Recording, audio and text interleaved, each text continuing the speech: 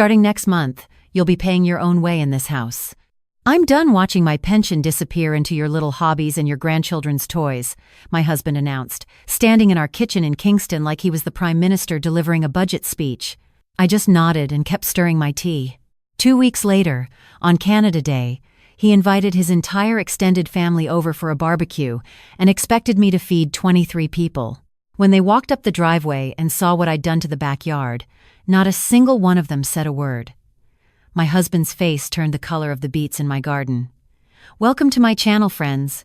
I share real stories from my 67 years on this earth, and if you enjoy what you hear, I'd be ever so grateful if you gave this video a thumbs up and subscribed. Now let me tell you exactly how that Canada Day turned into the longest afternoon of my husband's life.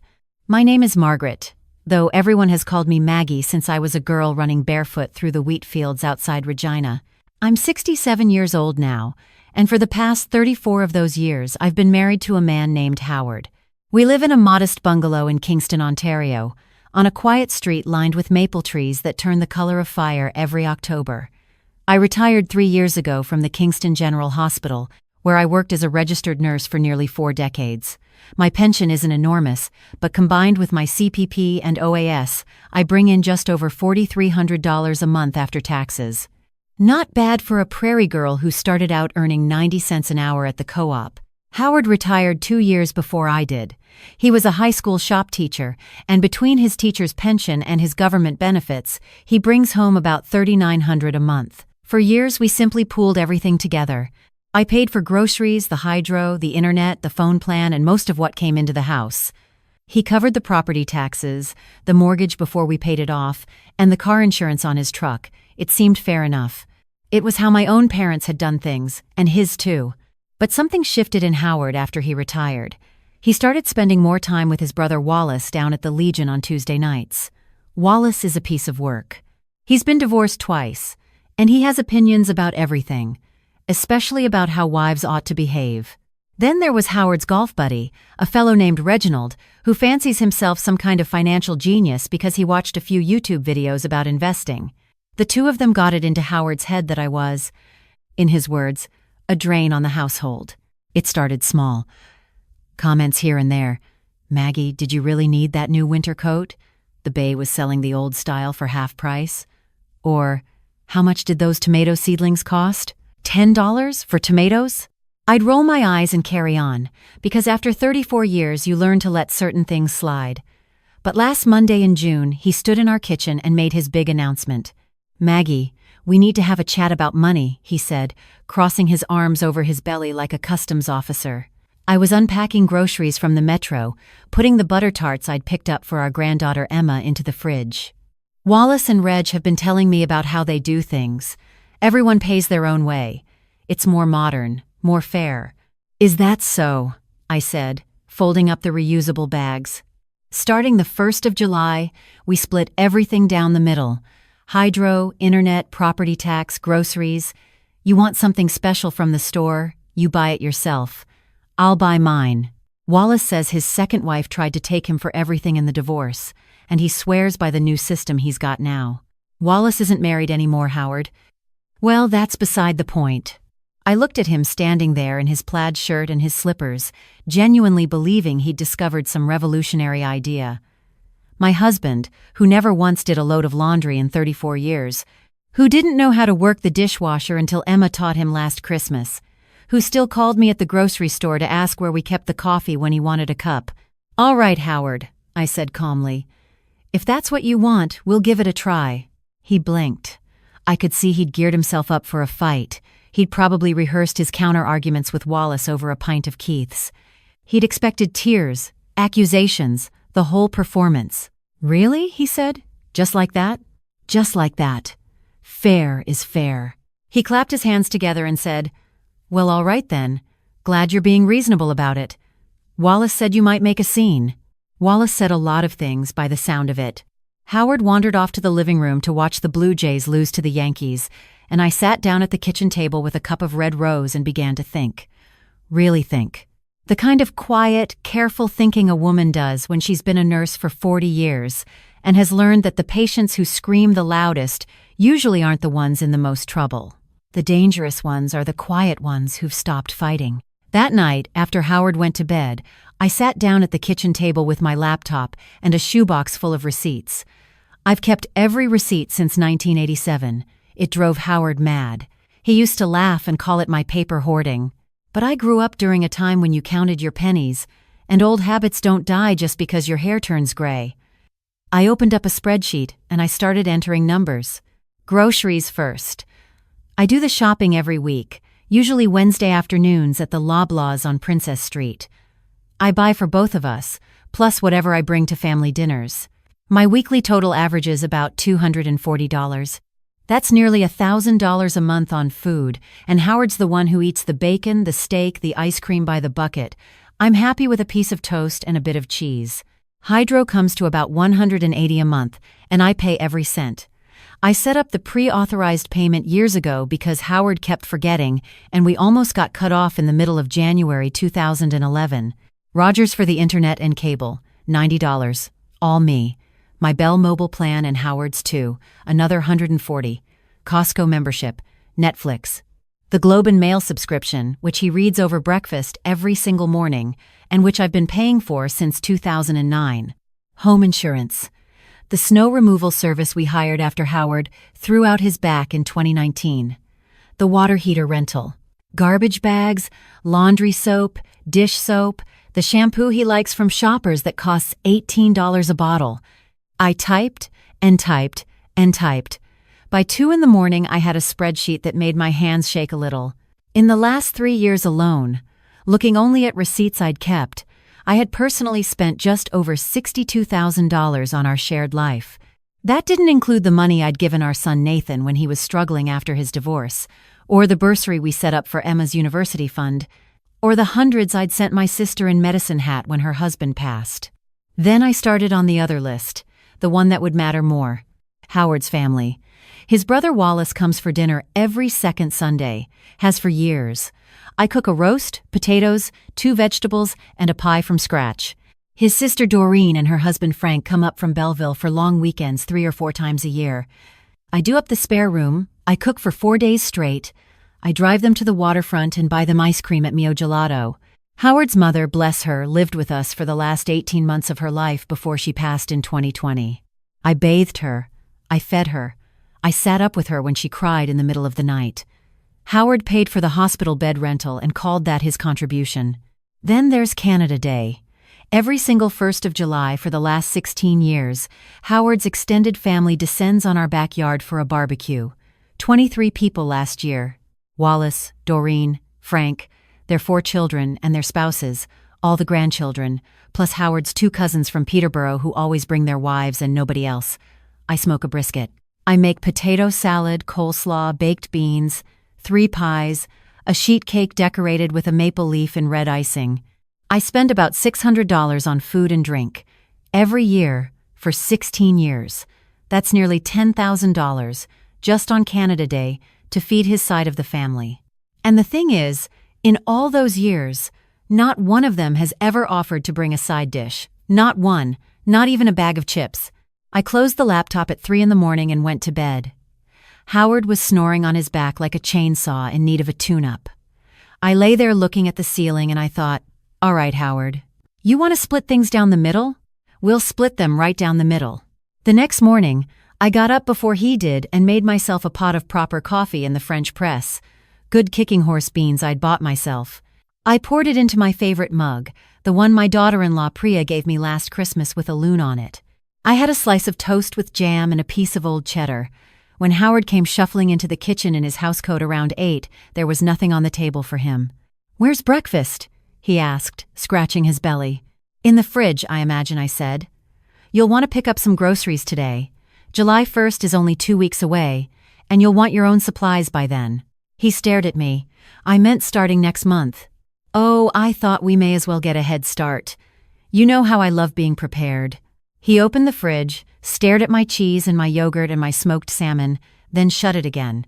He poured himself a bowl of cereal from what was left in the pantry and ate it standing at the counter. He didn't say anything else before he went out to the garage to tinker with his lawnmower, which, I should mention, I had paid to have serviced at the Canadian Tire last spring for $135. That afternoon, I drove down to my bank branch at Scotiabank and opened a brand new checking account in my name only. I had about $41,000 in a TFSA that Howard knew nothing about. I'd been quietly putting money in there for the last 12 years, bit by bit, in case I ever needed to help the kids or handle something on my own. I transferred $3,000 into the new checking account as a starter fund. I got a new debit card. I walked out of that bank feeling lighter than I had in years. Next stop was the Rogers store. I had Howard's name and mine on the internet account and the mobile plan. I switched both of our phone lines to a plan where we each paid separately.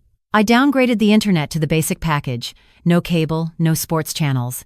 Howard could figure out what to do about his Leafs games on his own dime.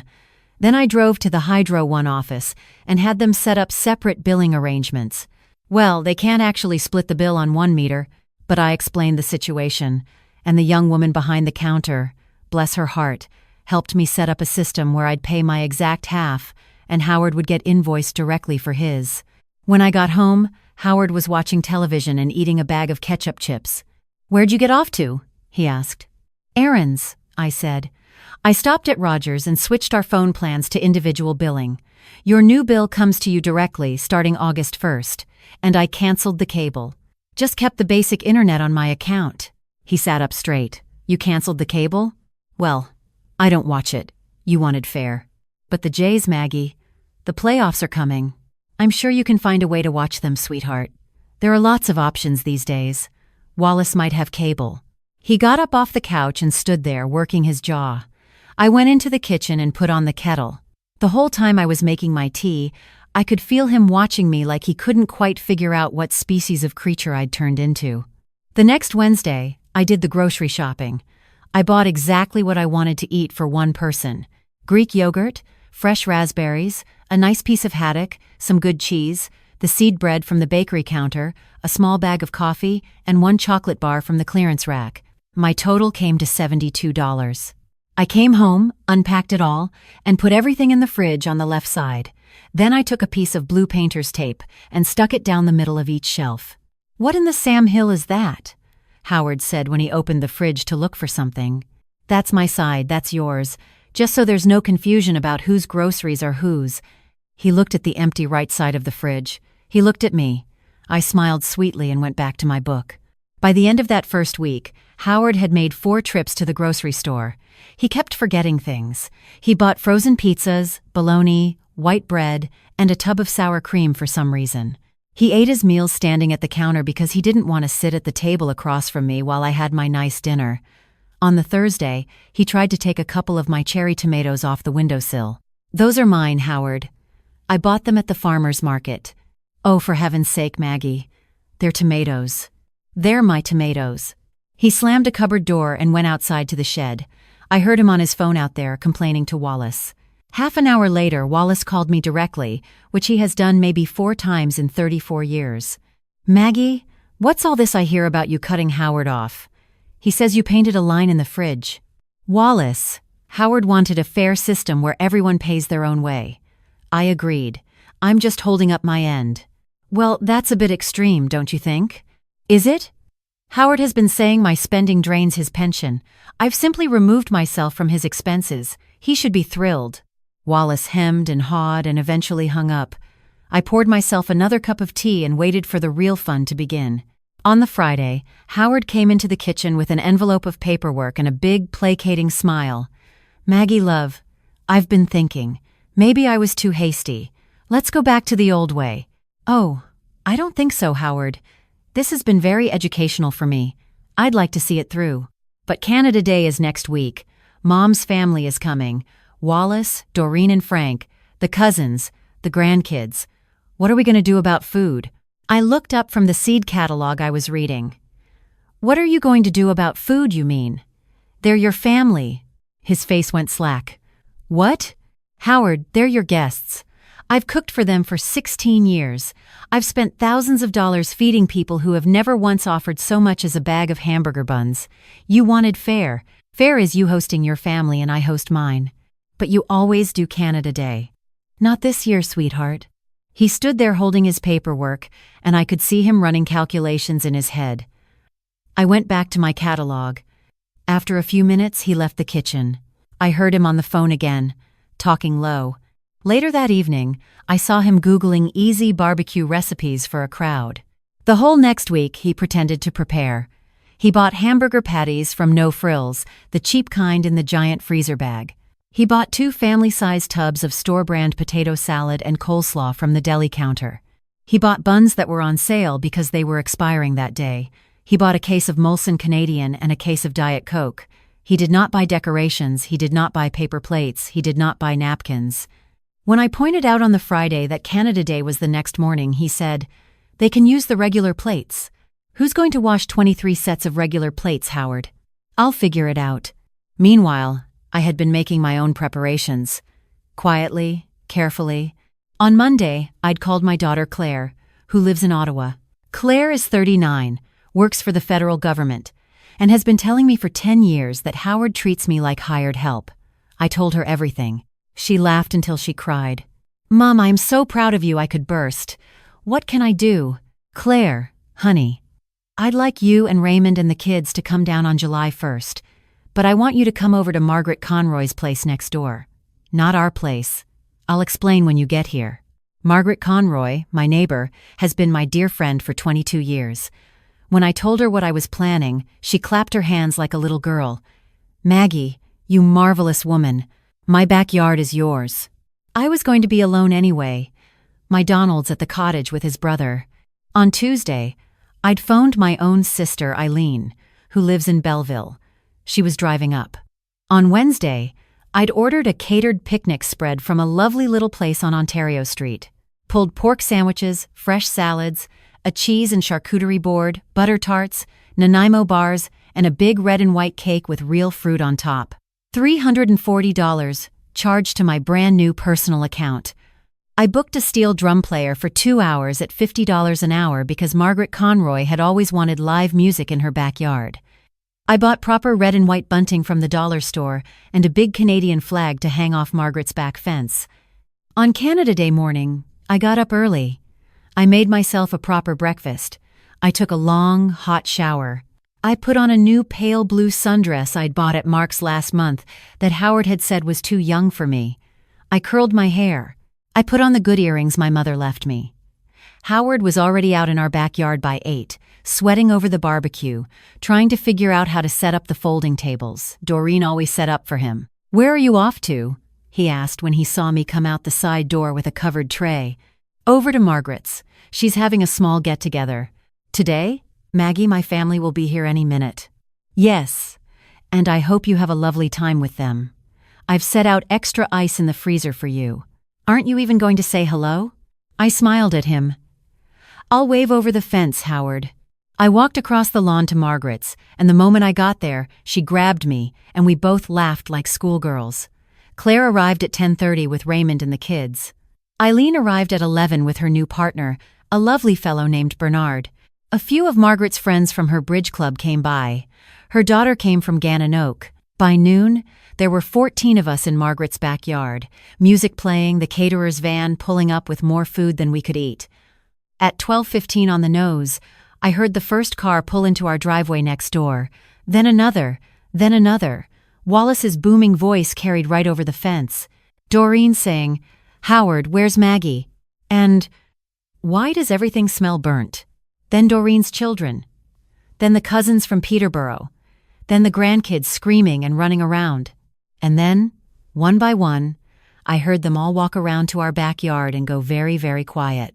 Because there was Howard, standing over a smoking barbecue with burnt hamburgers, a card table covered in plastic tubs of supermarket salads, a stack of paper plates that didn't match, and a sweat stain spreading across the back of his golf shirt. And looking over the fence, they could see me, in a pretty blue dress, with my daughter, my sister, and my dearest friend, laughing under a canopy of red and white bunting, with a man playing steel drums, eating off beautiful platters of catered food. Doreen appeared at the fence. "Maggie, what on earth is going on? Why are you over there?" I walked over to the fence with my glass of lemonade. "Oh, hello, Doreen. Howard and I have a new arrangement, Everyone pays their own way now. He's in charge of hosting his family this year. Isn't it lovely? She stared at me. Then she looked back at the sad little spread in our yard. Then at the gorgeous feast in Margaret's yard. I could see Wallace over by the barbecue looking like someone had just told him his Lotto Max ticket was a dud. Howard wouldn't meet my eyes. "Howard," Doreen said, turning around slowly. "What did you do?" "I didn't do anything. Maggie, tell them. Tell them it was your idea." "Oh, Howard," I called over the fence. "It was very much your idea. I remember exactly where I was standing when you told me. By the kitchen sink, holding a bag of grapes." Doreen put her hands on her hips.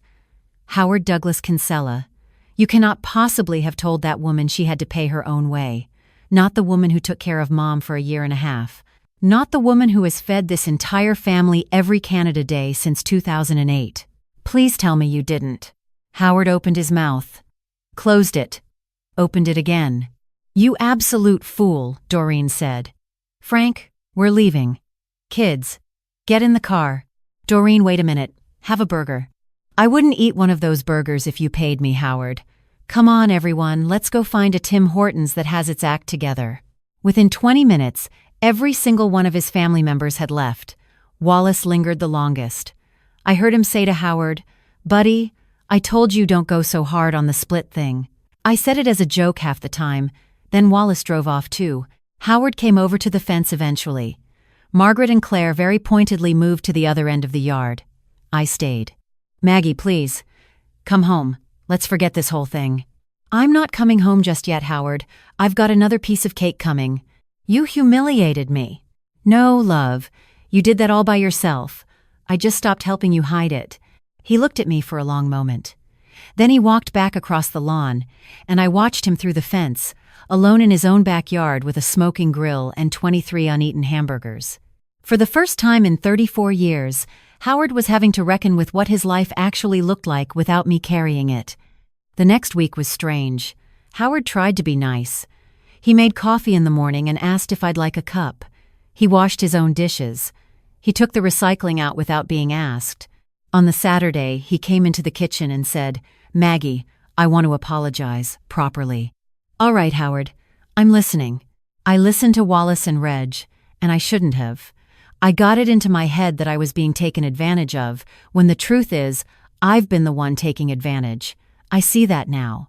Doreen phoned me every day last week to remind me of it, in case I forgot. "Can we go back to how things were?" I looked at him. My husband of 34 years, the father of my children, the man I'd lain next to every night since 1991, and I realized something that surprised even me. "No, Howard, I don't think we can." "What?" "I don't want to go back to how things were. The truth is, how things were wasn't working for me either. I just didn't realize it. I spent 34 years making myself small so you could feel big. And you thanked me for it by calling me a drain on your pension." "Maggie, I didn't mean." "You did mean it, Howard. At the time, you absolutely meant it, and I can forgive you for meaning it, but I'm not going to forget that you did." He sat down at the kitchen table. He looked small, suddenly, smaller than I'd ever seen him. "Are you leaving me?" "I'm thinking about it. I need some time." I went to stay with my sister Eileen in Belleville for 2 weeks. I walked by the water every morning. I read 3 novels. I ate dinner at a different restaurant every night and paid with my own card. I phoned Claire, who cried happy tears. I phoned my son Nathan, who said, "Mum, whatever you decide, we're behind you." I phoned my doctor back home and made an appointment for the fall. I even phoned a lawyer, a lovely woman named Sylvia, who explained how separations work in Ontario, how the house would be handled, how our pensions would split. When I came home to Kingston, Howard was waiting for me with tea and a plate of cookies he'd bought from the bakery. He'd cleaned the house. The fridge was full of groceries he'd picked out himself, and the blue painter's tape was gone. "Maggie," he said, "I've been thinking. If you want to stay, I'll do whatever it takes.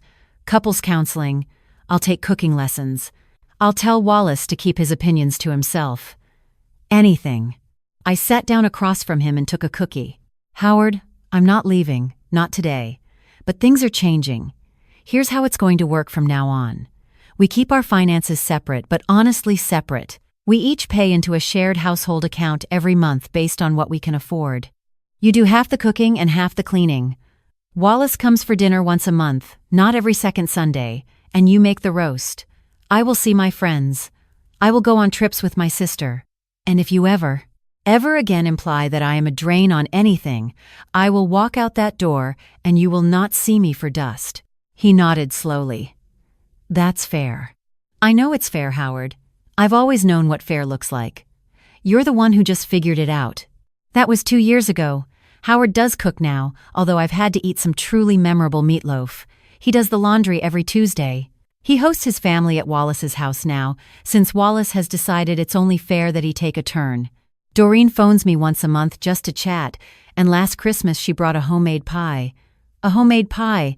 After 16 years of showing up empty-handed, I nearly cried. I still keep my own account. I still have my own groceries from time to time when I feel like treating myself. I took a trip to Prince Edward Island last September with my sister, and Howard watered my tomatoes without complaint. When I came home, he'd had the kitchen painted the soft yellow I'd been wanting for a decade. Life is good. Not perfect, but good. And it is mine. All of it is mine. If there's anything I'd want another woman to take from my story, it's this. Love is not a reason to disappear into somebody else's life. It never was. You are not a drain on anyone just because you are not constantly pouring yourself out. And if the man you married ever forgets who you are and what you're worth, sometimes the kindest thing you can do for both of you is to remind him. Clearly, firmly, and, if the occasion calls for it, over a fence on Canada Day with a steel drum playing in the background. Thank you so much for listening to my story today, friends. If it touched your heart, please give it a thumbs up and subscribe to my channel so you don't miss the next one. Tell me down in the comments where you're watching from and whether you've ever had to draw a line in your own kitchen. I read every single comment and I'd love to hear from you. Take care of yourselves out there, and I'll see you again soon.